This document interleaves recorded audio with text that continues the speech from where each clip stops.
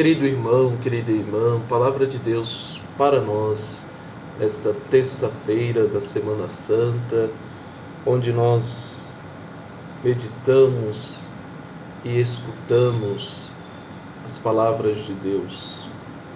Neste momento decisivo da Quaresma, a liturgia da palavra nos leva a refletir se estamos sendo fiéis a Deus ou não.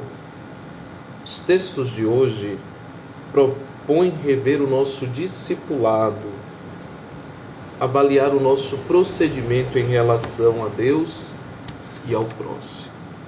A primeira leitura do livro do profeta Isaías traz a figura do servo conhecido de Deus, que é chamado por ele antes mesmo de ter nascido. Deus nos conhece plenamente. Deus nos conhece. Não adianta querer esconder de Deus quem somos, a nossa verdadeira face. Não adianta. Podemos enganar os nossos irmãos, os outros, podemos enganar, mas a Deus a gente não engana. Diz uma expressão popular, né? Você pode me enganar, mas a Deus não engana. E é verdade. Por isso este servo do qual fala Isaías, ele recebeu de Deus uma língua cujas palavras são afiadas. Afiadas não no sentido de falar mal da vida alheia, falar do outro, mas como muito de nós fazemos, né? Mas para exercer sua missão de profeta, denunciando as injustiças e anunciando a esperança. Fez deste servo um instrumento de luta em prol da vida, em prol de um povo que necessitava de vida. Suas ações seriam a glória de Deus. Embora no princípio seus empreendimentos parecessem vão, o servo sabe que Deus está com ele e fará justiça a seu tempo, e ele será recompensado pelo seu esforço. Ele será exemplo, quer dizer, luz das nações, e com seu exemplo chegará a salvação para todos. Quem é esse servo? Isaías não diz, mas atribuímos esta profecia a Jesus. Sim, a Jesus, servo sofredor. E serve também para cada um de nós que somos chamados por Deus a este mundo para servir, fazer o bem, lutar em defesa da vida e promover o reino de Deus. Não podemos, portanto, meus irmãos, esmorecer diante dos obstáculos, das dificuldades, das traições e perseguições. No Evangelho de hoje, Jesus nos dá um exemplo da perseverança em meio às diversidades. Jesus estava à mesa com os seus. A refeição é muito mais que partilha de alimento. É momento de intimidade. É neste momento que se conhece bem as pessoas. Fazer a refeição com alguém significa conhecê-lo, ou melhor, querer conhecê-lo. Neste momento, Jesus conhece e reconhece quem são os seus discípulos. Os fiéis, os que amam de fato, os indiferentes, os interesseiros, os que vão renegá-lo na hora mais difícil e, sobretudo, os traidores. É a hora da verdade, e ele não esconde a verdade. Seu coração está angustiado. Angustiado não pela morte que se aproxima, mas pela traição que é um tipo cruel de morte. Angustiado por ver revelado o retrato dos seus discípulos. Jesus continua a se angustiar cada vez que alguém se diz cristão, mas faz coisas que desagradam a Deus. Quando traímos com nossas atitudes de desrespeito à vida, quando pecamos e nos afastamos do seu caminho. Quando Jesus disse que que um de seus discípulos o trairia, todos ficaram desconcertados. Todos, de uma maneira ou de outra, tinham tido atitudes que podiam se configurar uma traição. Por esta razão, ficam intrigados e querem saber quem seria o traidor. A missão de perguntar ao Mestre coube àquele que tinha um relacionamento mais próximo com Jesus, o discípulo amado. Esse estava fora de qualquer suspeita, porque quem ama não trai. Quem ama não trai. Quem ama nunca vai fazer mal ao outro. Porém, a iniciativa da pergunta partiu de Simão Pedro, o mais intrigado de todos. Pedro tinha motivo suficiente para ficar preocupado, porque já tinha tido atitudes que desagradaram o Mestre. Além disso, mais tarde, iria negá-lo. Jesus alivia momentaneamente a consciência de Pedro ao dar a dica de quem seria o traidor.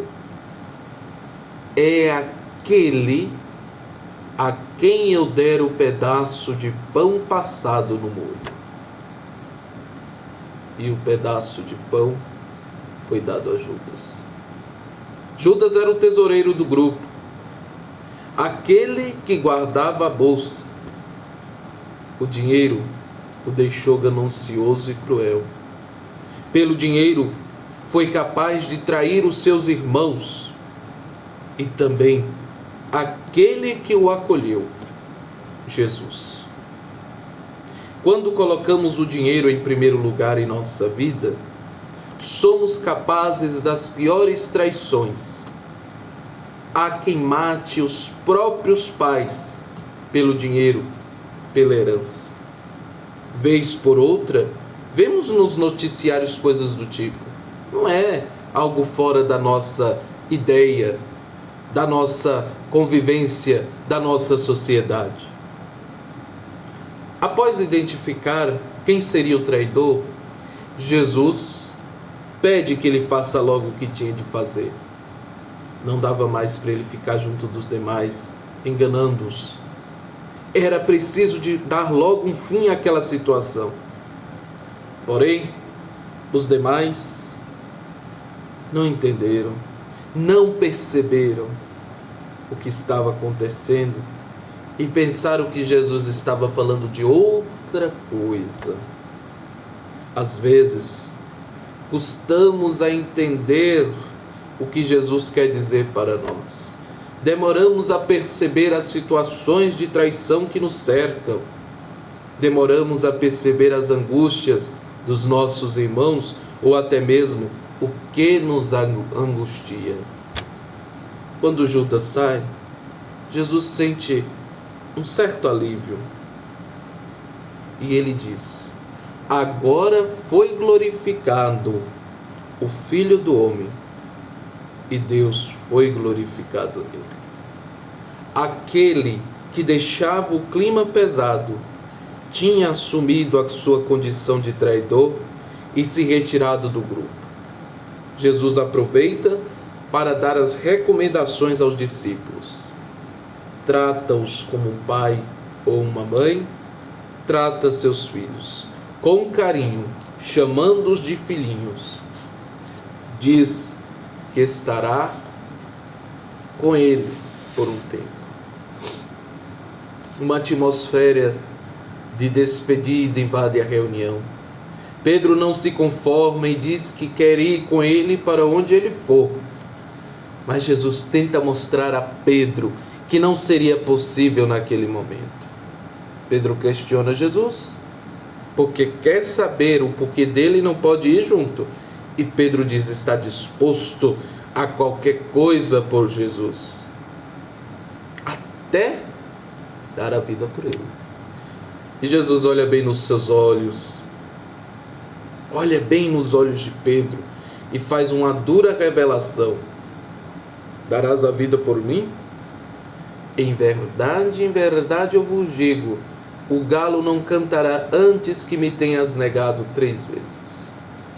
Diante disso, meus irmãos, minhas irmãs, somos convidados nesta semana a rever nossas atitudes. Às vezes, elas parecem ser repletas de boa vontade, mas na hora em que mais precisam de nós, nos escondemos, fraquejamos e negamos a Jesus. Todos trazem dentro de si um pouco da índole de cada discípulo. Há em cada um de nós uma parcela de Pedro.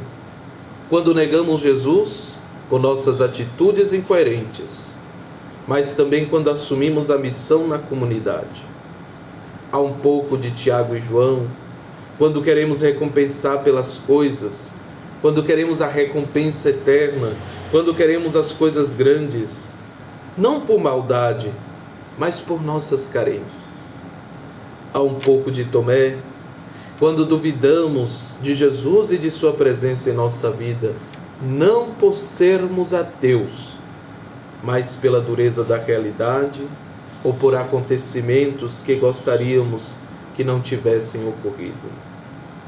Há um pouco de Mateus, pelo nosso histórico de pecadores, mas também pela disponibilidade de seguir Jesus apesar disso. Há um pouco de Judas, quando traímos Jesus, traindo nossos irmãos, mas também traindo aqueles que amamos. Temos também um pouco do discípulo amado, que nos faz reclinar a cabeça no peito de Jesus e querer saber dele quem somos e o que amamos à nossa maneira.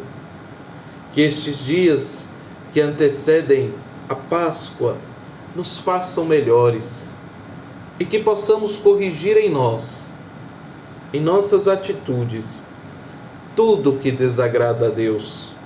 Só assim estaremos prontos para celebrar a ressurreição do Senhor e desejar a todos sinceramente um feliz Páscoa. Que Deus nos ajude e que possamos reconhecer a graça de Deus em nossa vida. Um bom dia e que Deus abençoe.